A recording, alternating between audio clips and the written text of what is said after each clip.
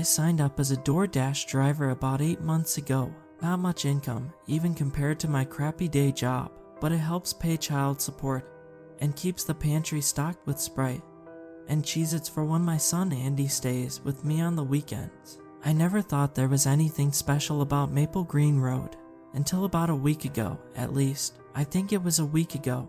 It's been hard to keep track. Before this DoorDash order, I thought the street was nothing but your standard, outdated 90s neighborhood featuring houses with overgrown shrubs and trees decorated with tire swings and faded birdhouses. But the house belonging to the Johnsons, according to their DoorDash account, felt wrong as soon as I drove up.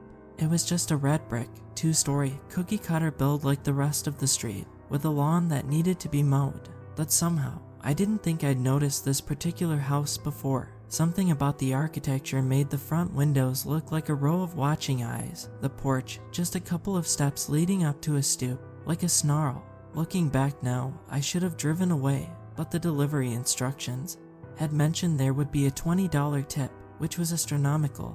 As far as DoorDash goes, I put my car in park by the curb, took my phone off its dashboard mount, and grabbed the oversized paper bag of Wendy's food from my passenger seat. As I stepped up onto the sidewalk, I hit the "I've arrived at customer" button on my Dasher app. I set foot on the path leading to their front door, blinked, and found myself no longer on the path. Instead, I stood on the other side of the road, and I mean all the way across the road. I saw my car, flashers on, parked in front of the red brick home, and I was 10 yards away from it.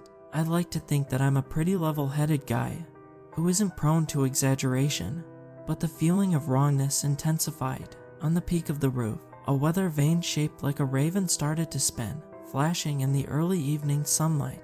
I didn't feel any wind that could have moved it. Somehow, even then, I thought I must have imagined it. I thought I must have gotten turned around getting out of the car. I shrugged off the weird feeling. It had been a long day at work. That was definitely it. I told myself I must have gotten distracted and went the wrong way. Comforted, stupidly, by my own rationalization, I walked back across the street and up the path. When I was halfway across the yard, a kid's face emerged in a window on the right side of the house. It was a teenage boy wearing a baseball cap.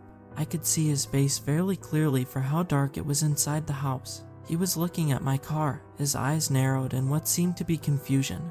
But when he saw me coming up over the curb again, his expression gave way to excitement. Or maybe it was relief. He must have been pretty hungry. He waved in greeting, but before I could wave back, he looked over his shoulder and stepped away from the window. I stepped up onto the porch, frowning, and my phone buzzed in my hand. A DoorDash notification popped up on the screen. The Johnsons, the door is unlocked. Leave the food on the table. Thanks. I looked up at the front door. It had a window in the center, granting me a view into the house. Straight ahead, I could see a dining room with a large table at its center, framed by another large window at the back of the house. All the lights inside were off. The weird feeling I tried to push away came rushing back. Everything about this situation seemed very wrong. Huge tip or not, there was no chance I was going inside that house. I set the food down and opened my Dasher app. Sorry, I typed. DoorDash policy says I can't go inside a private home to deliver orders. You'll have to grab it from the porch. I wasn't even sure if that was true, but I didn't wait for a reply. I turned away from the door and headed down the steps, tapping the complete delivery button as I went. I was distracted enough that I walked right into something. The door. I walked into the front door of the house. I had been heading towards my car one moment, and the next time my forehead bumped against that glass window set in the front door. My throat felt tight as I stepped back. The house seemed to crouch over me, the stoop suddenly claustrophobic like the mouth of a cave. My phone lit up with another message. We can't open the door from inside. Put the food on the table. Leave the door open when you come in. I didn't bother to reply. I turned away again, refusing to stay here any longer. My foot almost reached the first stair, but landed on the stoop instead, the door only inches from my face once again. What is this? I breathed, my heart pounding so hard I could feel my veins pulsing in my neck.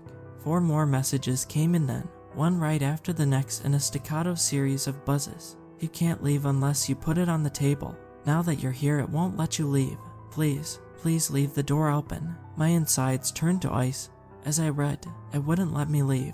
What the hell was it? I had no idea what was going on here, and all I wanted was to get away from this house. I looked over my shoulder at my car, the flashers still blinking where I'd left it, and somehow knew I wouldn't be able to reach it, not unless I followed the instructions and left the stupid food on the table. I wish I'd tried anyway. Even if I was stuck in an endless loop of trying to get to my car, it still would have been better than sealing my fate by setting foot inside the house. No point wishing for that now, though. I picked up the Wendy's bag from the porch, turned the doorknob, and stepped inside. The house was quiet and dim, the only light coming from the windows shaded by trees outside. I found myself in a central hall that stretched forward to the dining room table. There wasn't much other furniture to be seen, just a grandfather clock that looked like it was manufactured in the 80s. The table didn't even have chairs. Over my head, a 2-story alcove housed a simple chandelier, its metal frame glinting in the sunlight from a window near the high ceiling.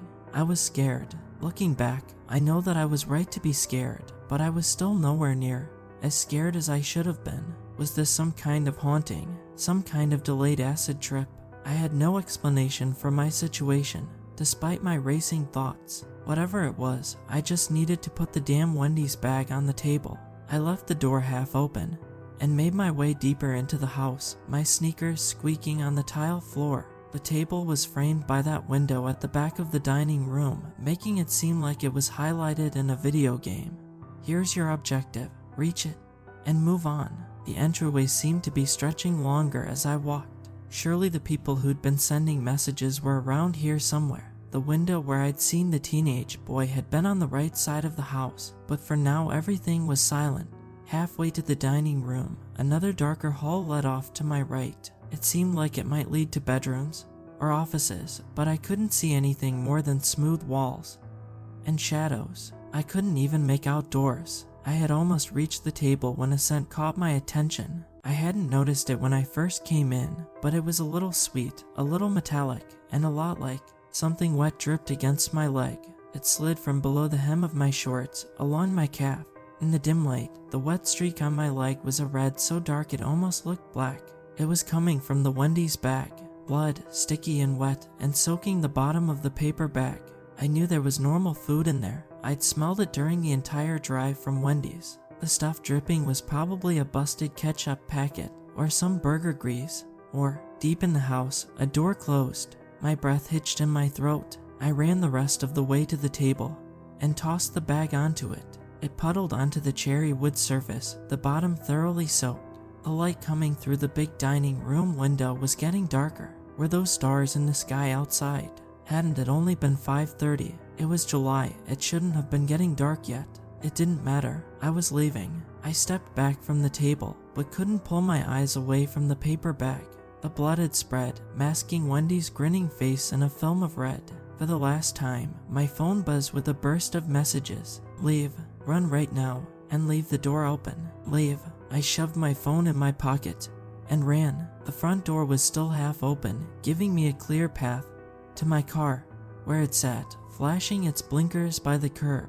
The paper bag crunched on the table a dozen steps behind me, and at the same time something else darted out from the hallway to my left. I yelped, but it was the kid I'd seen in the window, wearing his baseball cap. He grabbed my hand and pulled me towards the half-open door. Run, he said, his voice hoarse, as if he hadn't used it in months. While it eats the food, we have to go before. Something plopped onto the floor in front of us. The Wendy's bag, torn, soaked with blood. The kid ground to a halt, and I nearly barreled over him in my attempt to stop. He was looking up.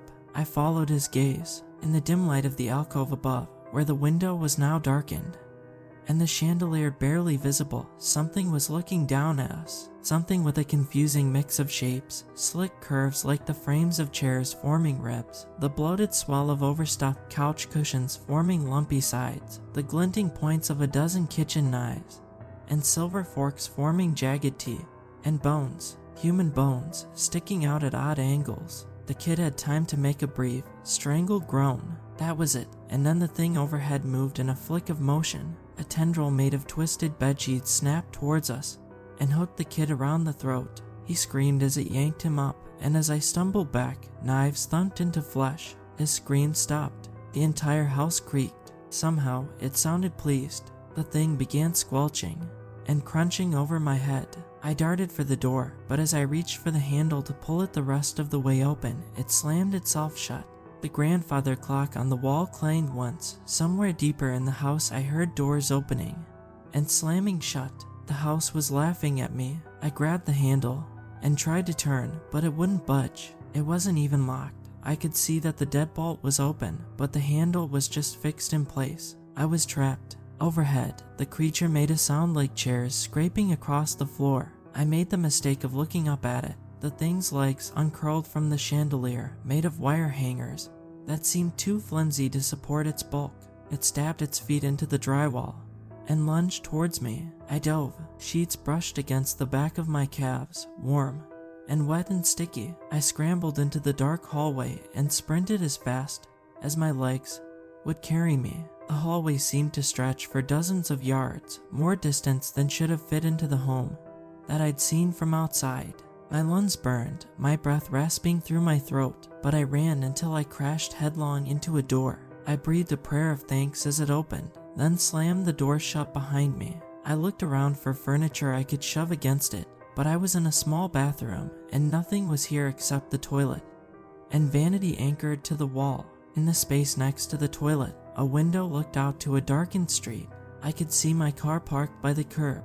Its flashers would keep going until its battery died, and it would sit there until some neighbor called a tow truck and had it pulled away. I think it's been a week since I got here. I'm not sure why that creature can't seem to reach me in this bathroom, but I've hardly attempted to leave. The bathroom window won't open or break, and the only time I managed to reach the front door, the knob still didn't budge. I barely made it back to the bathroom alive, so I'm just hoping this post will make it out and catch someone's attention. My phone doesn't seem to be working right, and no one who's walked by the house has even seemed to notice that it's here. I think that's why they towed my car. My phone is nearly dead, but if you see this post, the address is redacted. I won't use you as bait, not like the Johnsons tried to do with me.